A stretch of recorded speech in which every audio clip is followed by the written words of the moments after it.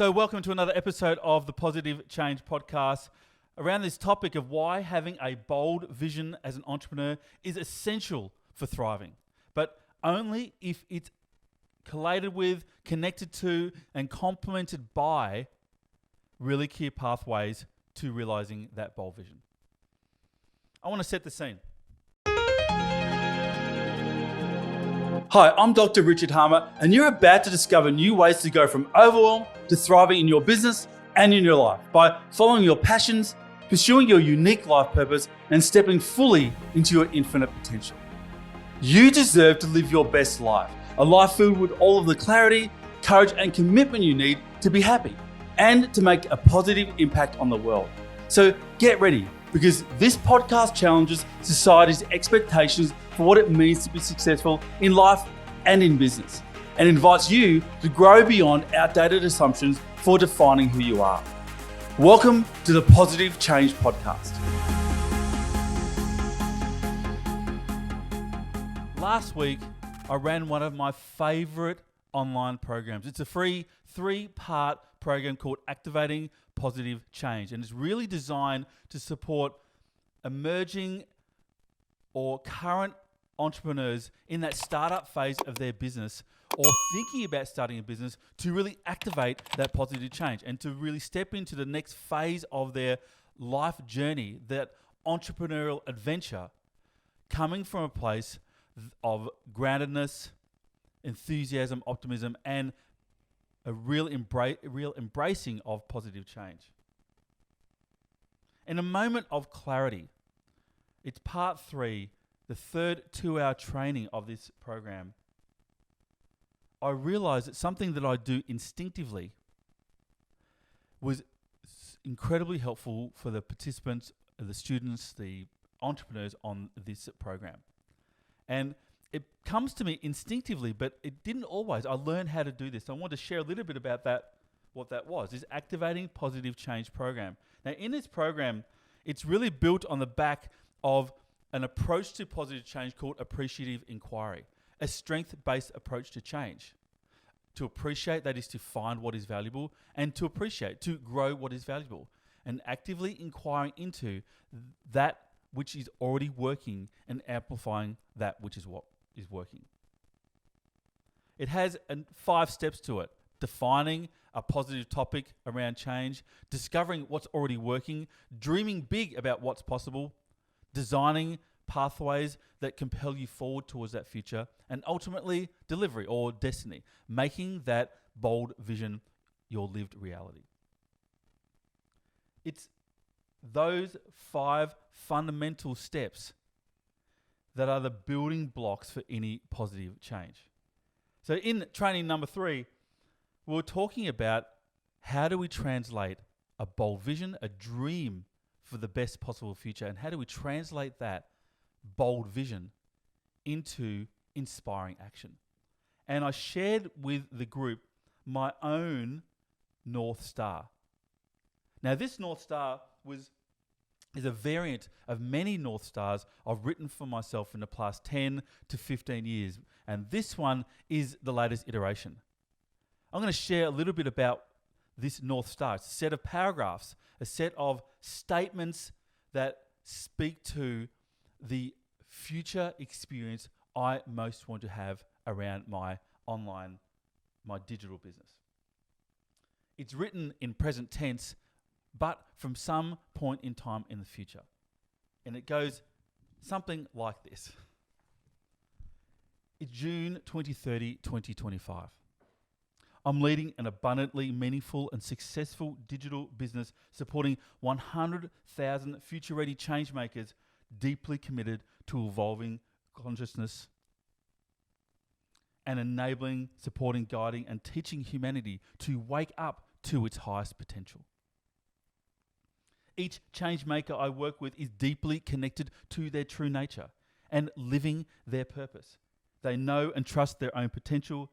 They're interpersonally skilled and relationally amazing, and they're systemic and strategic in their impacts.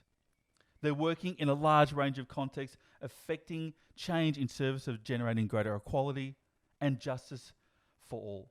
Plus, each changemaker is awake to their own blind spots, and they know how they and those around them might get in the way in pursuing their fullest potential. Each experience and digital program I offer through my business is enabled by a sophisticated yet simple developmental engine. It's through this engine that students learn and apply processes and practices for becoming more intimately connected with themselves and with others and their work for the world. And it's in these generative understandings that they foster their own ongoing development. The students I work with are dedicated. They undertake programs that engage them in a choose-your-own-adventure approach to learning. And each program provides students with multiple pathways for tailoring their own ongoing developmental and entrepreneurial experiences. Our programs are deceptively simple, but profound in their intent and in their impact. Each student's learning experience is magical. And this North Star narrative goes on, speaking from a point of time in the future about an experience I aspire to have. Now, interestingly enough, this future 2025, June 30, is actually one that I also experience right now. And this, for me, is the real magic or the essence of a clear vision with clear pathways for implementation. This vision is something that I also currently experience every single day. I'm working with amazing people who truly do want to change the world. I'm working with amazing people deeply committed to uncovering and working on their own blind spots to help them to realize their potential.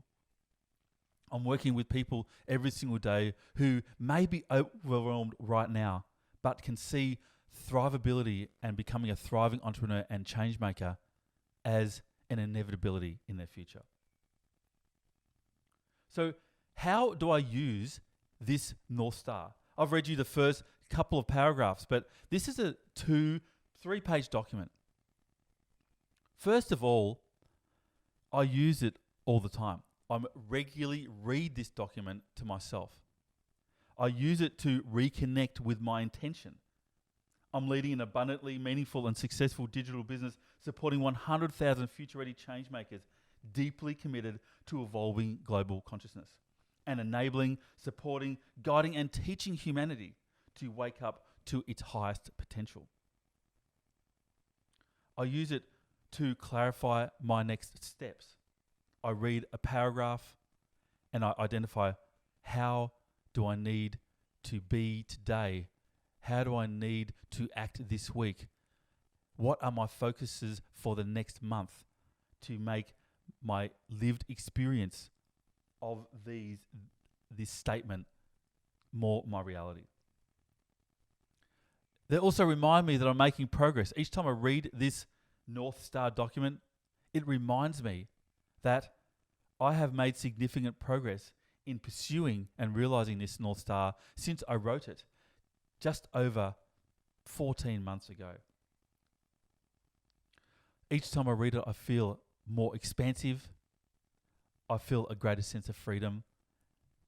And I feel a sense that I'm really pursuing my own ultimate destiny. You know, a friend of mine has a saying that I really love: have a clear vision and a flexible plan. And that's what my North Star provides me: a clear vision, a bold vision, and flexibility in how I approach it. In talking with many of the people I engage with within the entrepreneurial and the startup scene, that's not a universal experience. I would even say that it's at times not even a common experience. Many entrepreneurs find themselves stuck in their business, constrained, somewhere on autopilot, enthusiastic for sure, but lost nonetheless, feeling stressed, feeling worried, caught in the short term of solving the next problem, trying to put the next building block in place without really knowing why they're doing it, just reacting to what the fire they need to put out today. In a place where they might be learning new things, but fundamentally they're trying to implement and execute upon what they already know. And holding on too tight to the plan they set for themselves a year ago and the outcome they aspired to realize sometime in their past. Again, this is the power of a bold vision, but with practical pathways. It's what happens when we don't have a bold vision, or alternatively, we had a really bold vision without actually knowing how to do it. Now, there are some pretty common symptoms that happen when people who are entrepreneurs lose connection with their vision. They either realize it and don't know what to do next, or it feels too lofty, or too out there, or too ambiguous that they just don't know what to do next. If we don't have a bold vision and a clear plan, then we fall into this sense of a fear of losing or a fear of failing at something, rather than having this mindset of what have we got to lose? If we aim for the stars and we hit the moon, we've made progress. If we hold on too tight to how we make our vision happen, then the expectations around everyday performance can become overwhelming. We might even lack a clear direction, trapped, blocked, or constrained, losing hope, a topic I'll come back to in this podcast. Whenever I feel unclear about what to do next, I often find that inserting a degree of randomness into my day can help open up new ways of thinking or new possibilities for me. And that might be using an inspiration card, or it might be listening or reading or asking the question of the Tao Te Ching, the I Ching. And I really love it when it says to me, the way is open. Take an advantageous trial. Think long term. That sense of randomness, injecting into my thought stream intuition as a lived experience, is one of the fundamental ways that thriving entrepreneurs stays open to what might need to happen next. Listening not just to the rational mind, but their intuitive influence as well. When we lose connection with our vision, we can also feel a lack of passion, a lack of inspiration, sense of boredom, or unfortunately, indifference or disappointment in the end. We're not making progress fast enough. We're not doing the right work. We're not able to make the impact. We're not able to free ourselves from the minutiae of the work.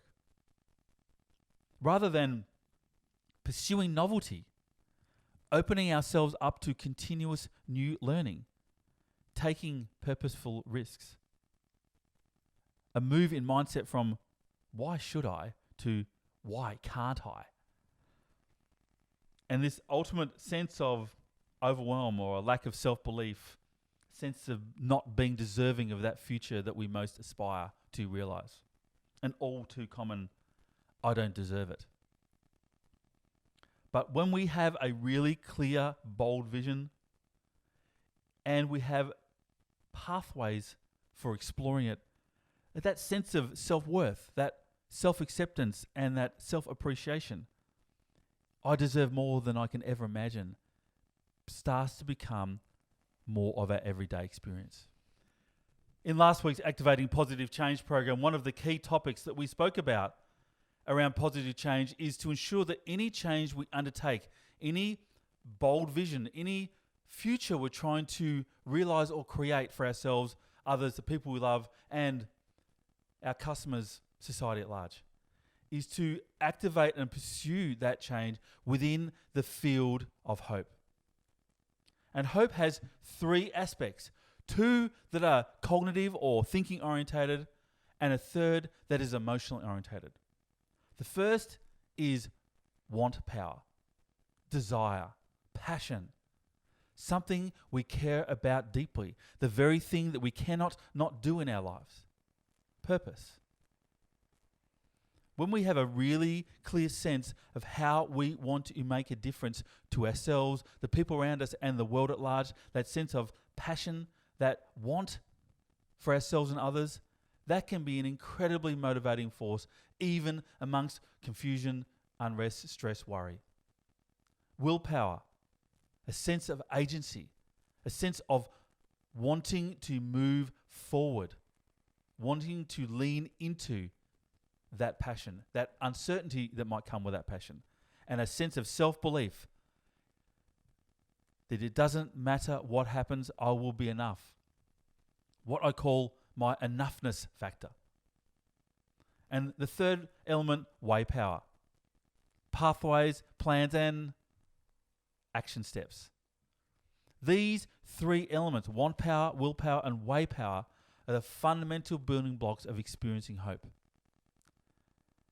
So the real question here, when we try and translate this bold vision into inspiring pathways, this is where appreciative inquiry and in activating positive change, we explored this as well.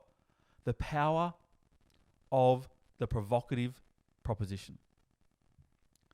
Of course, passion, want power, agency, willpower, are fundamentally important to being a thriving entrepreneur. Caring about something beyond the business and beyond ourselves, and a belief that we can make that dream our reality is essential. But pathways, plans and steps for realizing that dream are essential for it to become reality. If not, a bold vision can become a burden. It can become something that we need to endure every single day, a reminder that we're not making enough progress. So what is a provocative proposition? In appreciative inquiry, a provocative proposition is an unconditionally affirmative statement about a desired future that provides detail of both what will exist and how we will experience what will exist sometime in the future, that seeks to bridge the gap between what currently is and what might be. Importantly, it challenges the status quo. It challenges hidden assumptions and it reveals hidden assumptions. And it invites us to think and to pursue a more inspiring future. It invites us to step into the change we most want to see for ourselves and the world around us. And as I've already shared, the thriving entrepreneur uses a provocative proposition, that bridge between a bold vision and a realized experience every day, that building block, that bridge between what is and what might be, in a range of ways, from inspiring new thinking and catalyzing a challenge to their own status quo, an understanding or a revealing of hidden blind spots or assumptions, as a bridge to more detailed planning. As a bridge to saying, if this was to happen, what would I need to do now to make it happen? And also, and importantly, it invites input from others. It's a collaboration tool. It's an opportunity to co-create that inspiring vision with others. So maybe I'll just share a little bit about how I personally use my provocative proposition statements. And I'll use just one paragraph in my own set of provocative propositions by way of example.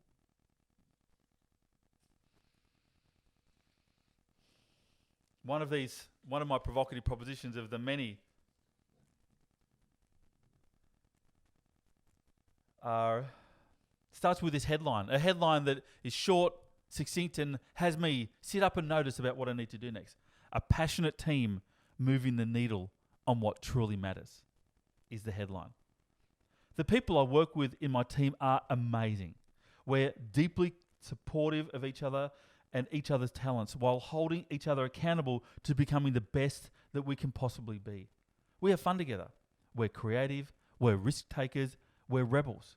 We're authentically happy. In working with me and in my business, people earn what they need whilst also doing what they love. So this is the first way, or the first step in me using my own provocative propositions. I read the statement, starting with the headline I've created and then the experience and the elements I'll have underneath that headline. I then take some time to think about what I'm currently noticing. A provocative proposition is designed to bridge the gap between what is and what might be. If this statement is what might be, I need to ask what is. And then I need to identify the 2, 3, or 4 really clear gaps based on what I'm currently experiencing versus what the provocative proposition is inviting me to experience. As I read this now, I think there's some work to be done about how we hold each other accountable in my team. I then create an action or a course of actions to correct or to bridge the gap that I've just identified. Elements around accountability. I think you need to be really a lot clearer about what activities need to be undertaken in the business by when in order for us to maintain positive momentum towards this inspiring future is what I arrive at just now as I think through that statement. Then I set about scheduling into my diary, into my week, into my fortnight, into my month, actions to bridge that gap, to complete those identified next steps.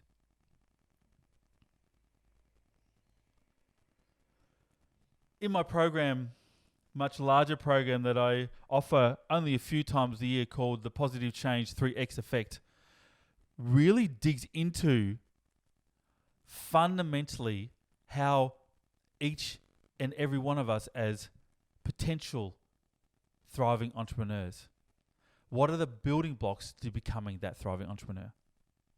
And I cover a whole range of tools about how we create really clear pathways into the future based on our inspiring visions, based on what we desire to experience the most.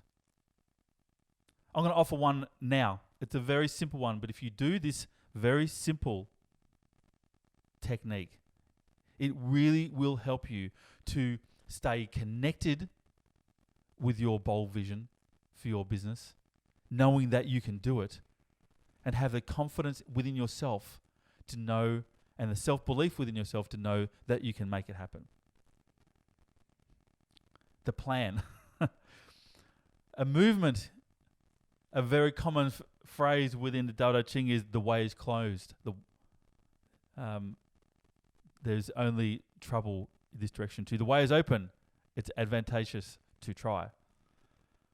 And it's based on a very simple tool and technique that I've used many times in my personal life and in my professional life called a fishbone analysis tool to try and find the root cause of a particular, inverted commas, problem.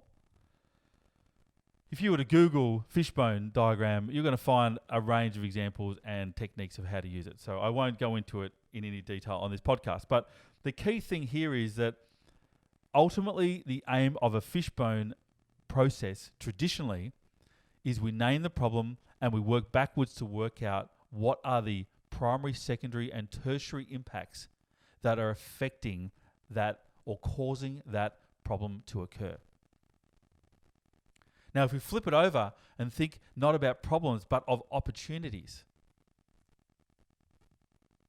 an opportunity being the provocative statement that we most want to realize, that we know is a building block that compels us forward to realizing our bold vision, then the way to think about this is to consider not the problem but the opportunity and to work backwards from the opportunity.